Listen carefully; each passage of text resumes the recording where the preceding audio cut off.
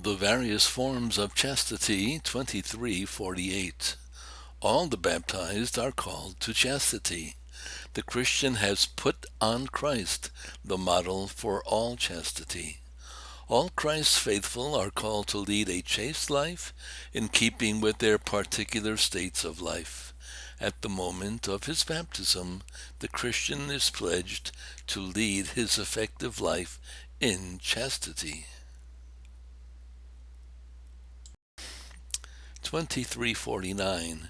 People should cultivate chastity in the way that is suited to their state of life.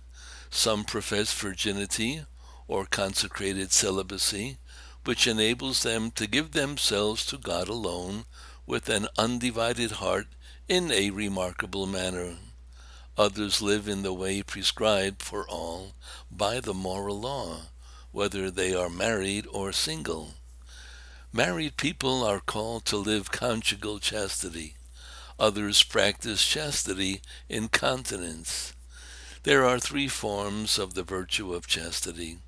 The first is that of spouses, the second that of widows, and the third that of virgins. We do not praise any one of them to the exclusion of the others.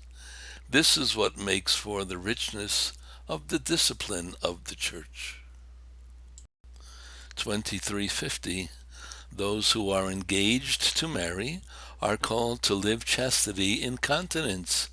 They should see in this time of testing a discovery of mutual respect, an apprenticeship in fidelity, and the hope of receiving one another from God.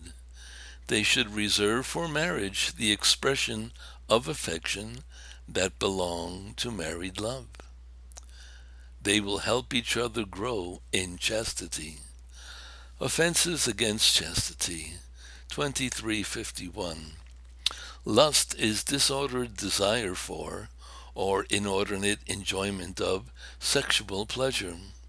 Sexual pleasure is morally disordered when sought for itself, isolated from its procreative and unitive purposes.